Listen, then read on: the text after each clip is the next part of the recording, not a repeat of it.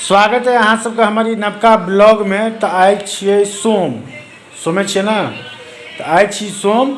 और रंजना हमरा 2-3 दिन से एकटा चीज पूछे छलथि हँ, की पूछे छलथि हँ सो अहाँ सबके कहै छी। तो जे यो हरवासल कली या की होइ छै हरवासल ने हेरवासल वएह जे छै हरवासल हैं सएह ने। ओना हम गामोमे रहै छलियै हँ, तऽ बच्चामे सुनने छलियै हँ, घरमे होइ छलै हरवासल करै जाइ छलै।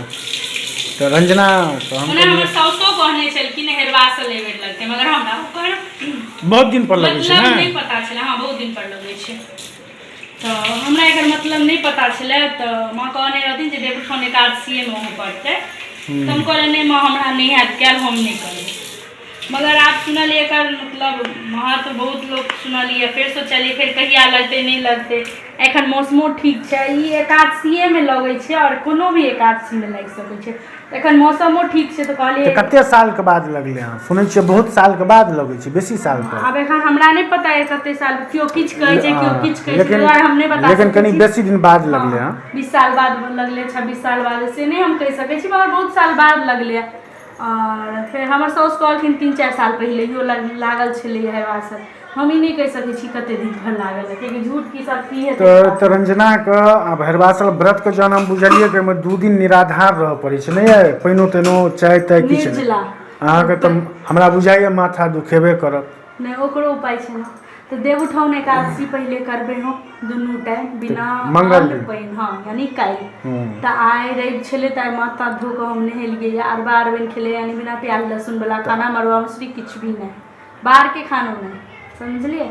और आइ के दिन नहीं साग खायल जाइ छै, और द्वादशी के बैगन, ई नियम छै अपना सबमे।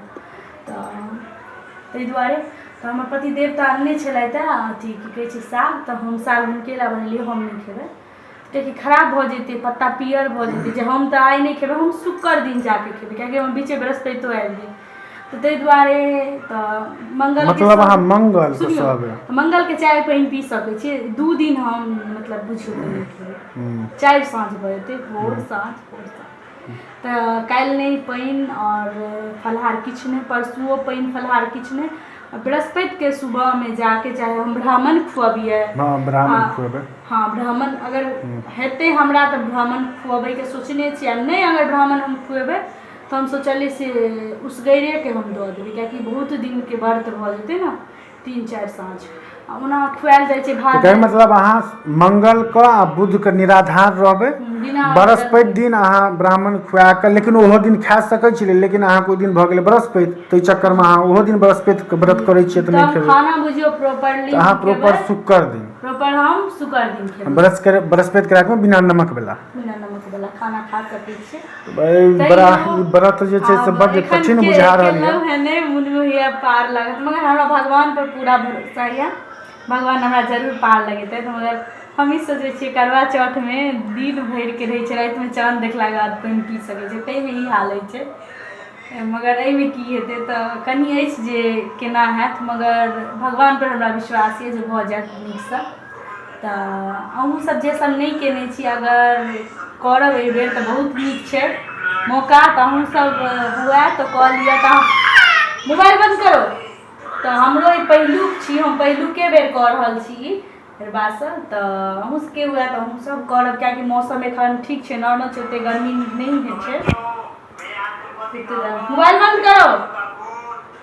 तो और बाकी आइ रात में खाना बन रहल छै। नहीं हम नहीं कर, हम व्रत करबै। क्या व्रत केना कोनो पाप छियै? अच्छा अहाँ केलका दे पूछे छियै सएह ने। अहाँ नहीं करै छी तऽ नहीं करू, आ करितो छी तऽ हम तऽ करिते छी, जरूरी थोड़े छै सब व्रते करब। और बाकी आइ रंजना जे छै से देखबै छी अहाँके लाल साड़ी पहिरले तऽ कहिया के बाद, कते दिन का बाद? नहीं ई साड़ी बहुत दिन बाद अहाँ पहिरलियै। हाँ देखियो हमरा ना मन में होइ छलै जे अहाँके कहीं व्रत कर ले, फिर अहाँ एक बेर अहाँ कहने रही छै माँ अहाँ जे व्रत करै छी हमरो कहै छी, अहाँ तऽ ई व्रत करै छी, तऽ हम नहियो करने रही छी तैयो हम करऽ पड़ैया। ताहि दुआरे हम अहाँके एक बेर कहबे नहीं करू, तऽ अहाँ एखन कहलिए जे हाँ हम गाँव में शायद करै छलिए, तऽ करै छलिए तब करै छलिए। चलू अखन रंजना की खेनाइ बना रहल छथि से देखबै छियै। हमरा बनिके भऽ गेलै हँ तैयार। तऽ ई हमर खाना छियै, रंजनाके किछु एहिमे सँ अलग खाना हेतै, किएकि रंजना जे छै से अहाँके साग ताग नहीं खेथिन, किएकि काल्हि व्रत रहतै। तो अखन खानामे छै दालि भात, अल्लू के तरल, पापड़, आलू के चटनी और धनिया पात के चटनी साइड में सेहो छै। और ई मूर के भूजल छै, नहीं है मूर के पत्ता, मूर अनने छलियै तो ओकर पत्ता छलै हँ। नहीं भऽ गेलै, काफी भऽ गेलै। तो चलू रंजना के कहुना आब काल्हि 3 दिन का जे लगभग में व्रत छै रंजना के, 3 दिन का व्रत सफल भऽ जाए। लेकिन हमरा यह है कि यार, किएकि 1 दिन का व्रत में हिनका माथा दुखेने दर्द भऽ जाइ छनि, मतलब शुरू दर्द करना। हमरा ई लगे यार 3 दिन में मतलब नहीं हो यार, भऽ जाए ठीक की है। तो चलू एहि वीडियो का एते खत्म करै छी। अहाँ सब मिलब अगला ब्लॉग में। और काल्हि जे फर्स्ट डे रहते तो ओकरो ब्लॉग बनाब कि रंजना के केहन रहलै, सेकंड डे के सेहो बनाब, और जे थर्ड डे मतलब बृहस्पति दिन वाला रहते ओहो दिन का बना के अहाँ सबके देखाएब। तो चलो अहाँ सबका ब्लॉग अगर नीक लागल हुआ तो चैनल के सब्सक्राइब करू और वीडियो को ज़्यादा से ज़्यादा लाइक और शेयर करू। तो आब अहाँ सबसे मिलब हमसब अगला ब्लॉग में।